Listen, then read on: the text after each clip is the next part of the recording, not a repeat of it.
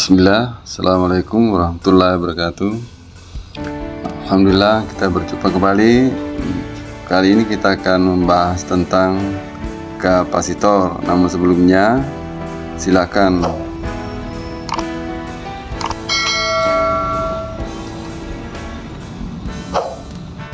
Oke, terima kasih atas kerjasamanya. Selanjutnya kita akan membahas tentang kapasitor. Kapasitor ini adalah merupakan salah satu dari 3 komponen dasar elektronika. Ketiga komponen dasar elektronika ini, yang pertama adalah resistor, yaitu alat yang berfungsi untuk menghambat arus listrik dalam rangkaian tertutup. Kemudian yang kedua adalah kapasitor, adalah komponen ini adalah berfungsi untuk menyimpan muatan listrik sementara dan kemudian melepaskannya. Dan yang ketiga adalah induktor. Induktor ini adalah komponen atau kumparan atau lilitan. Ini fungsinya adalah untuk menyimpan energi di bidang magnet yang diakibatkan oleh arus yang berputar melalui induktor tersebut.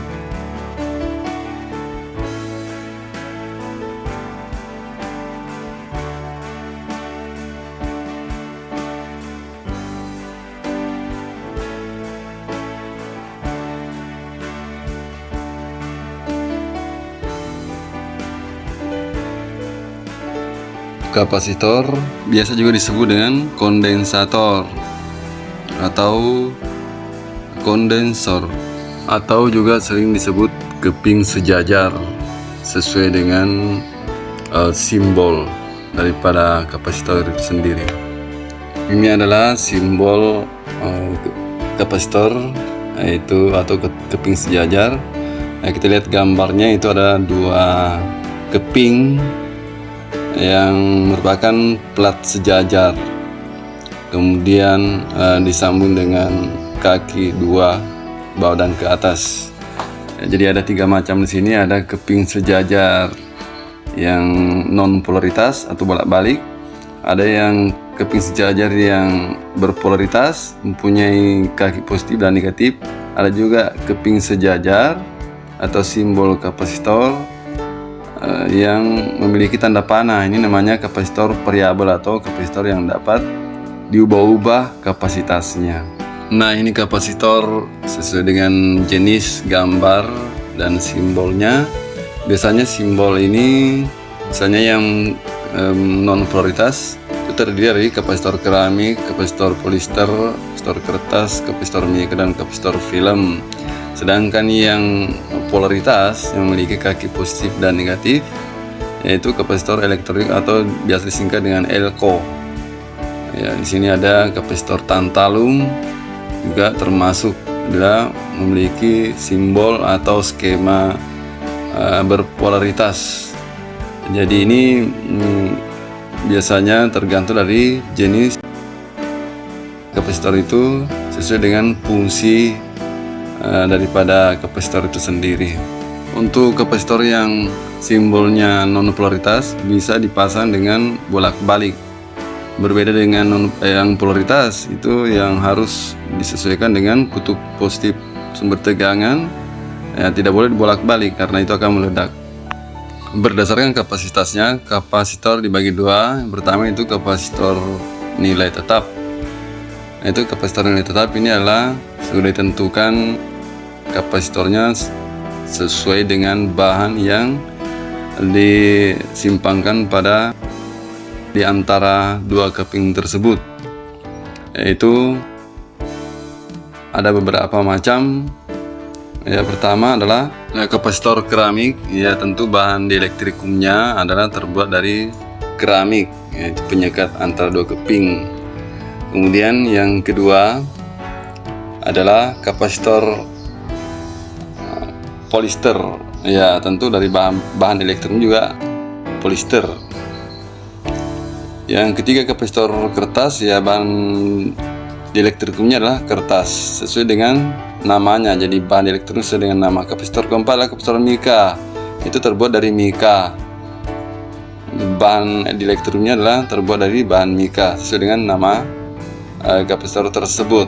Ya, semua kapasitor ini adalah non polaritas, bisa dipasang secara bolak-balik. Kemudian yang kelima adalah kapasitor elektrolit. Ya, kapasitor elektrolit ini adalah biasa disingkat dengan ELCO, yaitu bahan di elektrikum antara dua plat itu adalah elektrolit. Ya, ini berbentuk tabung. Jadi dia seperti silinder. Nilainya itu sudah ada di badannya semua, jadi ada tertulis. Kemudian yang keenam adalah kapasitor tantalum, yaitu karena di bahan di elektrikumnya adalah terbuat dari logam tantalum, dan ini adalah sama dengan ELCO, memiliki kaki polaritas, yaitu ada tanda positif, berarti kakinya yang ada positifnya. Baik, yang kedua adalah kapasitor variabel atau biasa disingkat dengan Farco, yang berfungsi sebagai pemilih frekuensi pada radio penerima dari sebuah pemancar atau stasiun radio seperti RRI atau radio-radio swasta lain, FM, SW, dan medium wave. Ya, Farco ini bisa diputar ke kiri dan ke kanan untuk memperkecil kapasitas dan mengubah frekuensi dari sebuah radio penerima, seperti tayangan berikut.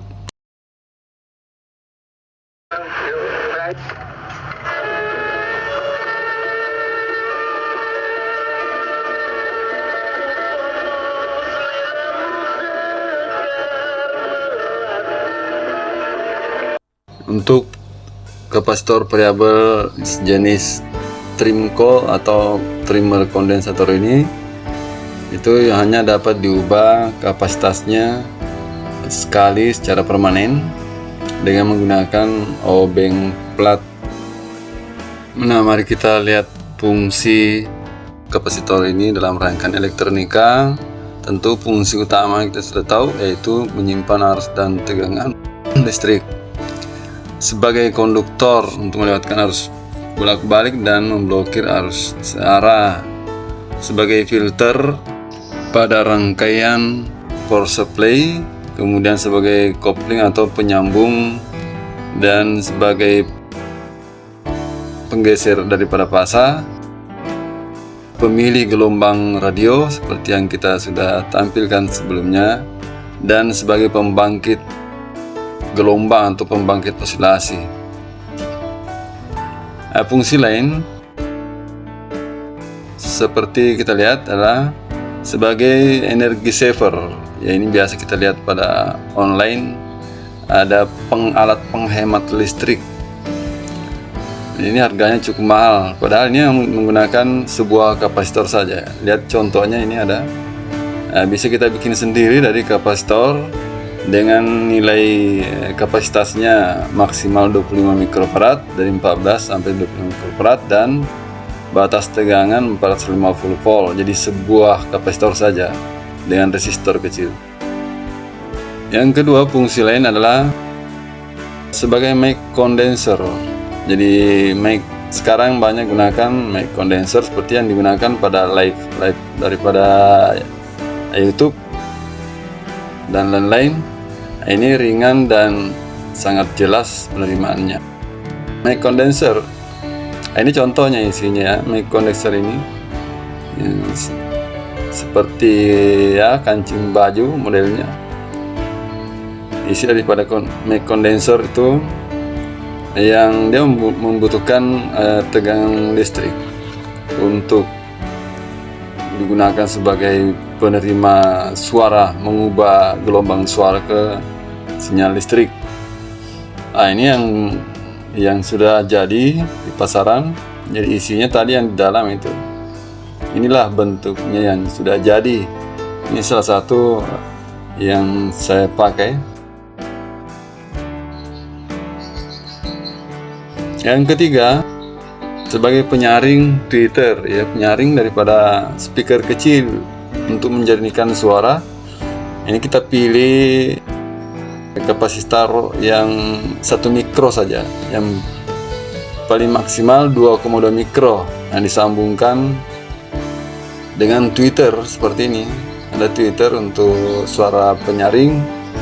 Ini kalau udah dipakaikan filter atau penyaring, ini bass daripada suara itu bisa masuk di sini, bisa jelek suaranya.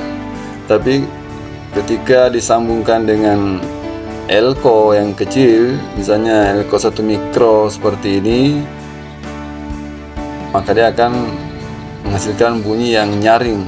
Jadi dia yang disaring semuanya adalah frekuensi besarnya, itu bass, frekuensi bass yang disaring. Nah, kalau sudah disaring frekuensi bass, maka frekuensi tingginya yang kedengaran. Ya, kedengarannya itu adalah jernih. Ya, jadi makanya disebut penyaring. Jadi dia menyaringkan daripada suara speaker tersebut, speaker tweeter terutama. Nah, kalau tweeter digunakan pada sound atau suara speaker daripada playernya kita, tidak akan menghasilkan suara yang jernih. Jadi memang tweeter ini harus dipakaikan elko, di seri dengan elko. Jadi kutub positif daripada misalnya speaker disambung dengan kutub negatif kapasitor. Ini seperti ini ya. Kita lihat, saya solderkan sebuah kapasitor atau elko yang kecil yang ukurannya 1 mikro dengan batas pol 25 atau 50 volt seperti ini. Jadi kaki positif elko itu disambung dengan kabel speakernya.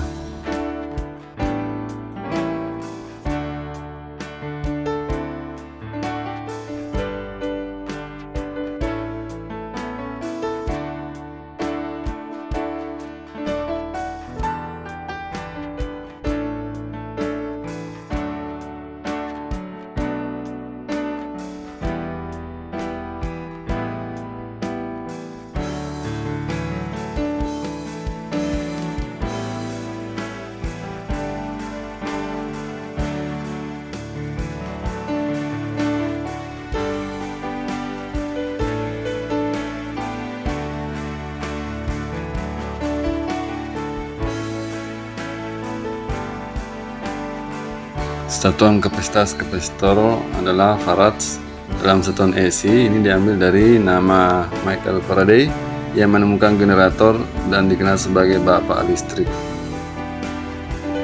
Berikut adalah satuan kapasitor. Yang pertama itu satuan seri. Konsepnya sini adalah bahwa beda potensial antara kapasitor itu berbeda. Yang sama di sini adalah muatan setiap kapasitor itu sama. C1 sampai C3 itu adalah konstan, sehingga kapasitor pengganti seri adalah seperti sama dengan seperti C1 tambah seperti C2 tambah seperti C3. Jadi kebalikannya daripada resistor. Kemudian sedangkan kapasitas paralel di sini, yaitu konsepnya beda potensialnya sama untuk setiap kapasitor, dan kapasitas total paralel yaitu C1 tambah C2 dan C3.